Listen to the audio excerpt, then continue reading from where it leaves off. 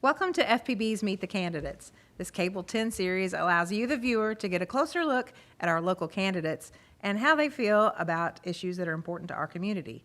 We've taken questions via social media, through email, and we've talked to different groups in the community to gather all of the stuff we're going to be talking about. This is all to get us more informed about our issues and about how our candidates feel about it, and it's leading up to the general election on November 8th. Today's guest is Scotty Tracy, and he currently serves on the fiscal court representing the 4th District, and he's running for re-election. So let's have a little chat with Scotty Tracy. Welcome. Well, thank you for having me. Absolutely. And also I'd like to thank you and the plant board and for just giving this an opportunity to really let the voters know who we are. It's important. Yeah, absolutely. Yeah. It sure is. Yeah. Well, for those who don't know, how many terms have you served? This is my second. This is your second, and so you're running for your third. Yes, ma'am. Okay. So if for some reason there's people who are watching that don't know who you are, if they're new to the community, why don't you tell us a little bit about yourself and then why you've decided to run again? Yeah, absolutely. Thank you. Sure.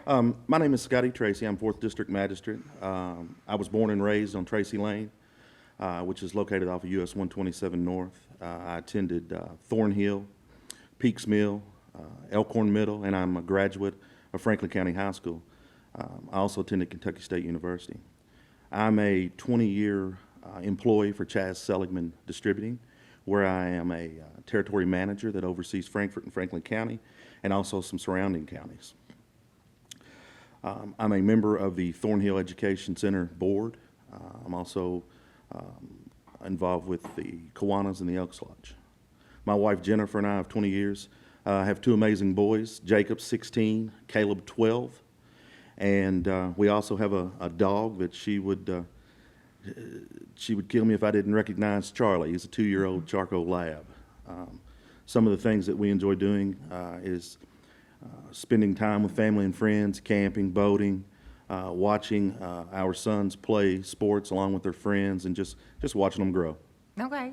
Well, you mentioned a couple of things, but I just want to point out that I feel like an important part of public service is community support. Right. So can you tell us some civic organizations and nonprofits that you have actively assisted in recent years? Well, I think when we look at that, we look at Thornhill, obviously, Yeah. And then as far as the Kiwanis, I have volunteered with the Kiwanis in different events. Also, I think the court themselves are very active in regards to community events, whether it be car shows, movie nights, trick or treat, or trunk or treat, Yeah. things of that nature. Other things that I'm involved in is when I became magistrate, it was very important for me to give back to the community. A group of friends and I started Peaks Mill Day at the old Peaks Mill School. It's a fall festival type event where we have car shows, we feed as many before. We have fed over 400. We have live music. We try to make it as much about an old school type setting. Sure. And that's free to the community. We get the word out. Over the last couple of years, this will be the second that Swallowfield Days, they do a trunk or treat. This will be the second year. They're going to do it on October the 30th. And then this year also, Arthur Hancock, which owns property out by the Schweitzer Covered Bridge, he's actually throwing an event on September the 24th that we're trying to help with. And he's got a live bluegrass band coming in from Nashville. So just different things like that as far as the community. Okay. This time you have an opponent. Yeah, absolutely. You hadn't had one in the last race, but now you have an opponent. What would you say distinguishes you from your opponent? Oh, I would say several things. Okay. I would say experience, knowledge, and relationships that have been built with the community leaders, my constituents, and businesses. One other thing that I think would probably would fit under that umbrella would be, 8 years ago I ran on 4 bullet points, and I can honestly say that they've all been, I can check them off. Whether it be a team player, we've accomplished a lot with the court. We don't always agree, but Yeah. we've accomplished a lot. Yep. A great listener. I get a lot of phone calls, a lot of emails, a lot of text, and a great listener. Someone who is committed to all of the Franklin County public our county employees. And I think we've done a great job in getting, for example, their pay structures up. Is it where it needs to be? Probably not, but between salaries and reducing the cost of insurance, we've also been able to do an energy project that helped upgrade the jail and other facilities. So just places of, of work. And then someone that, that's opposed to raising taxes. We've been fortunate. We've been able to lower taxes the last 2 years. So, again, I think those are just some of the things that Sure. that separate me against my opponent. Okay. What do you think is the most pressing issue right now facing the court? The most pressing issue, we have several. We have several issues. Obviously, we have a downtown that we've partnered with the city in regards to TIF. That we've really seen little to no action at all, and that's going on 5 years. So what's going on there? What's the holdup? You would have to ask the city. Okay. Okay. Again, we've you've got the paddocks on the west side of Frankfurt that they're moving rock. I mean, Right. so they're working, and that's been within the last year. So Right. you already see more action over there than what you do downtown, and that's unfortunate. Growth, economic development, things of that nature. I think consistency. Right. So I think Okay. we've got a lot that we're looking at. Okay. Being on the fiscal court means organizations are going to be asking you to fund projects, needs for the homeless, the Humane Society, broadband expansion, yay, Yeah. and infrastructure. So as a member of the fiscal court, how will you handle these requests? And do you have particular funding priorities? I think the first thing you look at is we've got to fund that we have to fund, and then obviously we get a lot of requests coming at us, and I think it comes down to what people we receive a want list or a want number, and then we have to really dig in and figure out, okay, what do they need? So I think that's where we're at, and but again, I think we have to take care of the in-house bills first. Okay. Let's have some fun for just a minute. If you received a $1 million grant to use for the county any way that you wanted, what would you do with it and why? I would look at economic development, and the first place that I would look at is Lakeview Park. It's a Okay. transformational project for our community. One that if you look around, other areas are starting to really take note and look at having those or doing those and building those as well. Yeah. And that's one that I think would have to be at the top of the list. And then I think, if you go to if I go down and focus on Wilkinson Boulevard, which is a part of my district as well, I think we have to look at the riverfront. In order for our community to be successful, I think we have to have a vibrant downtown. And I think in order to have a vibrant downtown, we have to have a successful riverfront. But with that being said, I think we have to work with other governments, neighboring communities. We have to get the locks open back up. When people come from Ohio, they got to turn around in Frankfurt. Yeah. And they're really missing some of the most beautiful part of the river. They're missing the Palisades. They can't go to Athens, Boonesboro. When I was a child, we would go to the lower pool of the river, and we would just watch the boats and the barges on the holidays go up. And I think we have to get that done. We've got to get it open back up. We were at a conference recently to where Squire Muller, myself, Judge Wells, I believe he had a conversation with James Kay, the Woodford County judge. Sure, yeah. So between Judge Kay, Judge Gritton out of Anderson, Judge Casey Ellis from Owen, that was a big discussion in regards to getting those locks open, and I think James Kay is going to spearhead that. He's going he's going to take that on and write that letter to the cool. powers to be. And I think we're behind it. We need to support it. And again, I think it all just goes together Yeah. to have a successful riverfront. Okay. Well, a lot of things that we're talking about funding and all that, but that means you have to work within a budget. So can you share with us what experience you have with large budgets, and how are you equipped to handle a budget as large as the one of the fiscal court? Well, I've worked with this large budget for 8 years. Yeah. And again, you don't always get what you want, but I definitely think we've been able to furnish what people need.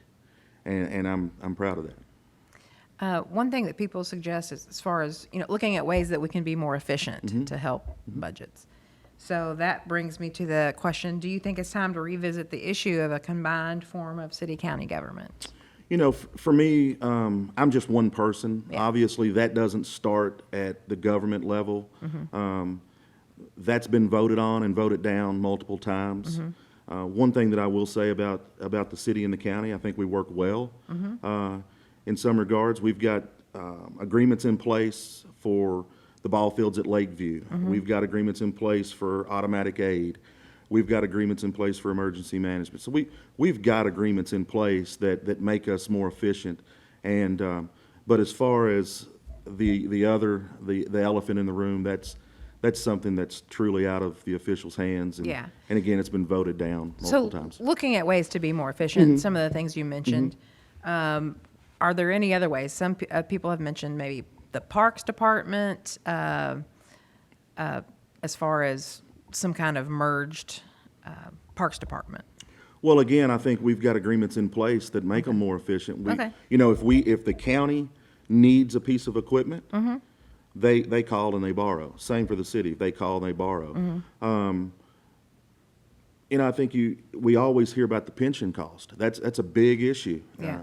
Every time you turn around, you hear about the rising pension cost. Yeah. One of many reasons that it was looked at and frowned upon in the past was what it was going to cost to consolidate services. That hasn't gone away. It's only gotten worse. Yeah. So because salaries have went up ultimately. So I just that's me personally. I think our park system does an amazing job. Again, with the park project that we have going on, I know we're committed to it. And Okay.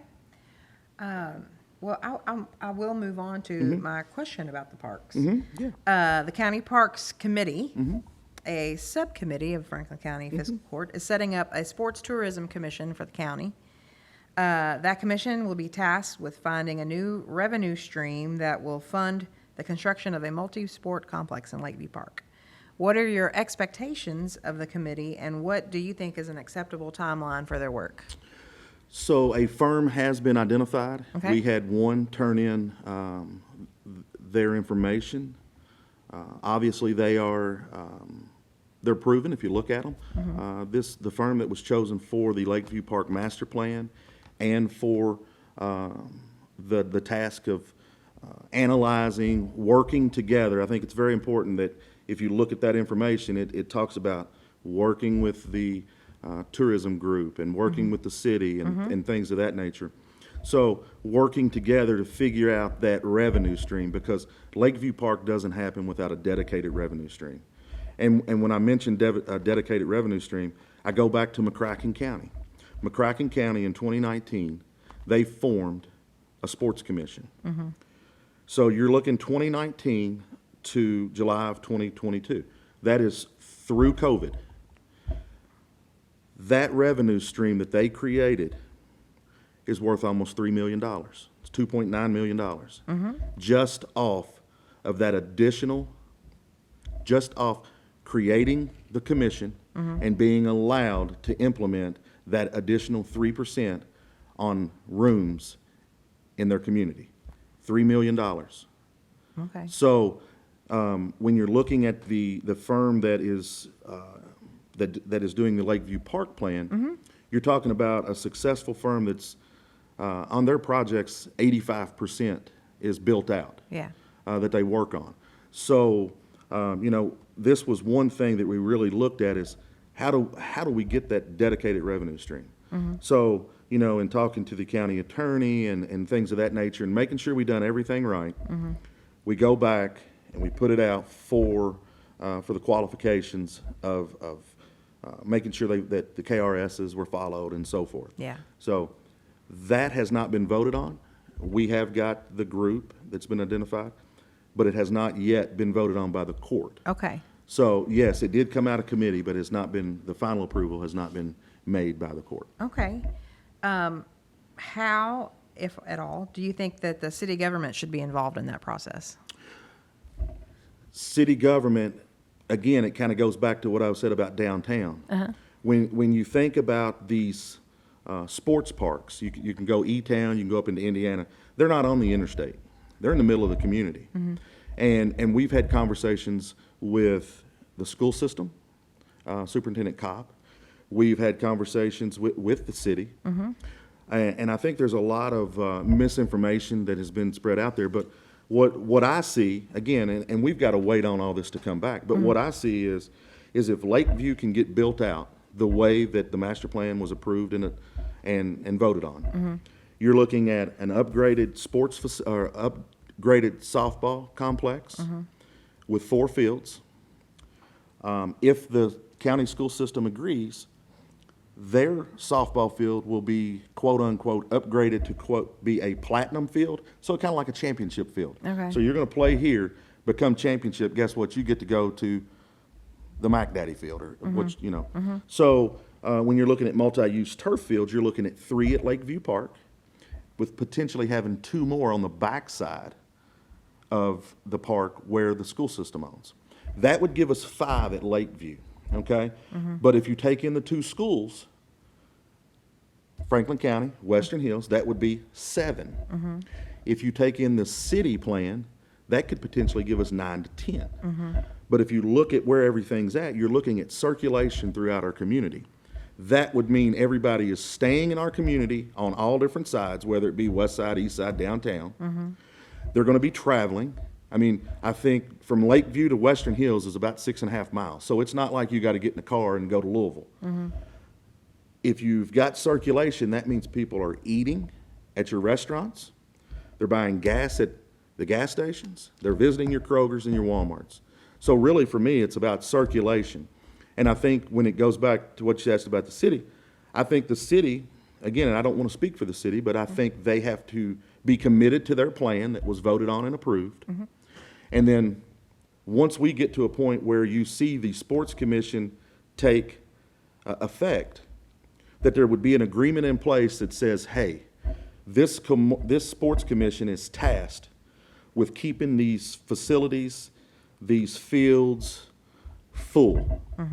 So that way you're putting butts in seats and heads in beds. Right. So I just think, I think that's where we're at and what Big we're looking at. plan. Yeah, absolutely. I mean, absolutely. But I don't, you know, I've said from day one, why not us? Yeah. You know, why not us? Why Okay. can't we have that? Okay. Well, another issue that I read about is that the Franklin County solid waste contract is up next year. And that it is possible that the cost of those services may double from $2 to $4 million. So what measures would you support to make up that deficit? Well, right now, the solid waste contract's about it's a little over 1.7, 1.8. Obviously, we've worked together with that group to come up with a compromise per se because of rising gas cost or fuel cost. So we are there. Ultimately saying that it's going to double, I'm not sure, you know, where that came from or how they came up with that determination. Yeah. You know, to go back to the park project, I mean, we were hearing 70 million, 90 million, 110 million. I mean, you know, anybody can throw out numbers and manipulate numbers. And but again, I do think that service is one of the best services that Franklin County offers. Inevitably, the prices are going up everywhere. Yeah, I'm not saying they're Yeah. not, but Yeah. I mean, to double. Yeah. Obviously, you know. Sure. Will it be put out to bid, or, you know, is it eligible to come back Right. with a percentage of increase? recently, the Fiscal Court and Frankfurt Plant Board partnered to apply for federal grants to expand broadband services to unserved areas in Franklin County. We're very proud of that. The court pledged $3 million, and the Frankfurt Plant Board pledged $5 for 8, and then the federal government would match 8 for a $16 million grant. We put out 11 applications, and we got all of them, so we have the full $16 million. If elected, do you commit to make good on the pledge that the court made? Oh, absolutely. But the way that it was pledged was $3 million total. Yeah. $1 million per year over 3 years. Okay. So, and that was a long conversation with Mr. Zing and Board Member Cubine and I believe Adam Hellard, and everybody was agreed to that. Yeah. But I also think one of the stipulations were, as far as your grants, is that money had to be committed. So, yeah, I mean, we're in it. Obviously, I would like to see 127, Yeah. Peaks Mill. Yeah. Yeah, those areas. Okay, well, those let me ask areas you something first. else. We were talking about rising prices. So the chances are that it's going to cost more than it was originally set out to. So if it's going to cost more, what are the chances do you think that the court would be willing to pledge more? What I will say is, I think through COVID, it became clear that we were behind on a lot of things, and that we need to do a lot of things, and we need to make sure that our residents and school kids have the resources and the tools in the toolbox to be able to learn. And, Sure, yeah. Yes, I don't think not funding broadband is even a question. Yeah. Well, a topic around town and throughout government, our local government, is economic development and growth, or maybe our lack of growth, some might say. So I'll ask you, first of all, how do you define economic development? Well, I think with economic development, to me, economic development is creating an environment for businesses to locate and to grow and succeed, so that they can create more employment opportunities for the citizens of the community and for the region and the state. A few examples of what we've been able to do, again, back to the TIF projects. We've also approved expansions for local businesses and things of that nature. And I just go back to a transformational park project. This is economic development. It truly is. And Yeah. and I can't wait for economic development professionals around the community to jump on board and see how valuable this project is. Yeah, yeah. So part of economic development, we talk about industrial growth. We have an organization here in town that handles a lot of our industrial growth, and that's the Kentucky Capital Development Corporation. So what do you see as the role of KCDC, and how does it fit into your economic development vision for our community? Again, I go right back to economic development, what I just said. I Right. think it's about creating an environment for businesses Yep. to locate here, grow here, succeed here. Yeah. And that would allow them to create opportunities for not only our community, but the region and the state. Okay.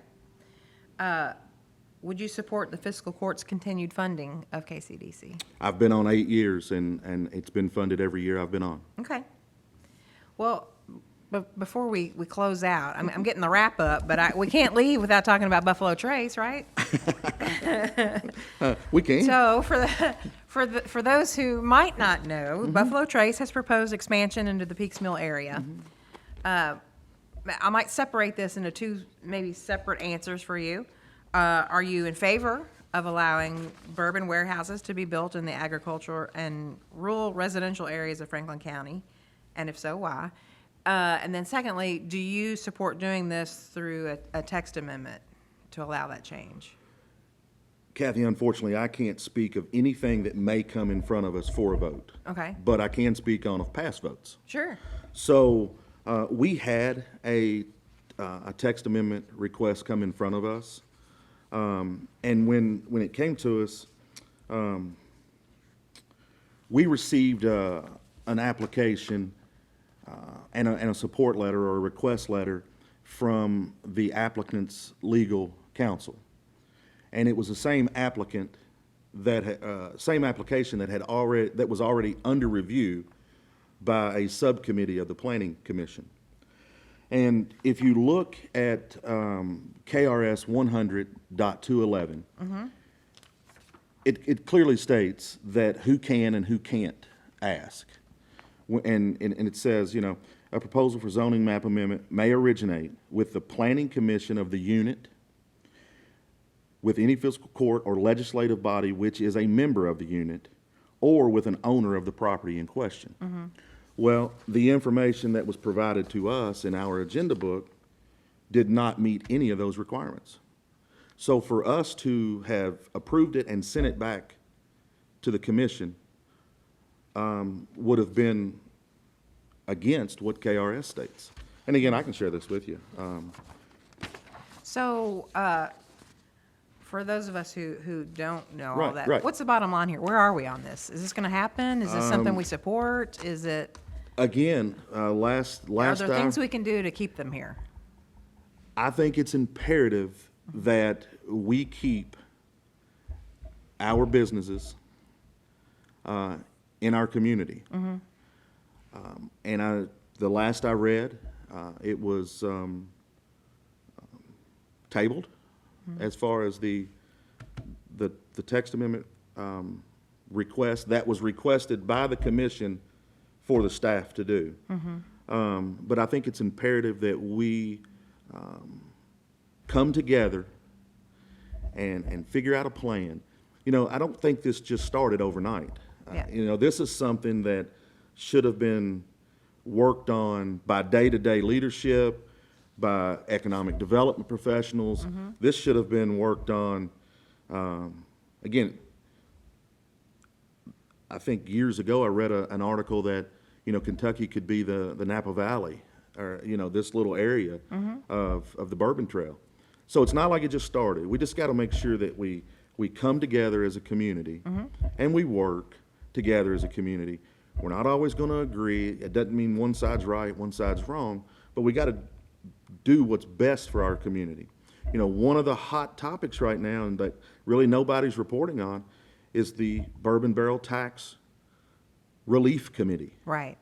And I think if you watched, I think that it's been going on for 4 months. One meeting was canceled, so I think there's three meetings, and you can watch them all on YouTube. Yeah. And I think Mr. Henderson with CAECO spoke at the last one, and one of the representatives or committee members told him that while you're speaking, I sense desperation in your voice, and it's right to be, because this is a fight. Yeah. The barrel tax is worth about $1 million to county government. Right. That doesn't count the schools. Right. So, but I don't think, if you watch those meetings, I don't think anyone is naive enough to think that that's potentially going away or going to go away. Okay. So, again, it's important. We So got that a would lot be of stuff that would going be a on. lost income for us. About $1 million. $1 million. Yeah. Okay. Yeah. So what are you going to do about that? Again, I think we've got to come up with creative ways Yeah. of doing things. I mean, me personally, I look at a piece of property and I say, okay, and again, our PVA does an excellent job. But I look at a piece of property, and then I look at a developed piece of property, and then I look at the developed piece of property that could potentially be filled with products. Yeah. And if that, what type of cost is in that facility? Because it should raise the value of that facility. Sure. I mean, so I think we've got to be creative, and we've got to stand up, and we've got to be vocal again. Right. Between elected officials, economic development professionals, superintendents, schools across, I think it's 30 counties it could affect, but Yeah. we've got to get vocal. And but again, if you watch those committee meetings, I think Interesting. I think their Be minds aware. I think their minds are made up, yeah. Oh, my goodness. Okay, well, then, we got to start thinking about that, planning for that. Well, we sure do appreciate you coming Yeah, by here absolutely. today to Thank talk you. about the issues and just so that people can get a little more familiar with where you stand on things that are important to them. So I appreciate your time. Yeah, absolutely. Thank you for having me again. Sure. And thank the plant board, and I thank you all for all you do. Absolutely. Now I'm going to turn it over to you and let you directly address the viewers here and tell them why they need to vote for you on November 8th. Thank you again. Hello, I'm Scotty Tracy. I'm 4th District Magistrate, and we have a lot going on in the 4th District and in our community. I'm of the opinion that District 4 needs someone that's knowledgeable and experienced representing them on the physical court. It's also imperative that District 4 has a voice that not only is in touch, but is also in tune with the constituents of District 4 and the residents of Frankfort and Franklin County. With that being said, I appreciate your help, your support, and I humbly ask for your vote in the upcoming election and on November the 8th. Thank you. Thank you again for coming. We appreciate Yeah. it. And I appreciate you for watching because it's so important that we get informed, because once you get informed, then you can go vote on November 8th. When you're done voting, go home, turn it on Channel 10, because we're going to have live election returns coming to you directly from the county clerk's office. It's election season. We're getting informed. We're going to go vote because your vote is your voice. I encourage you to use it.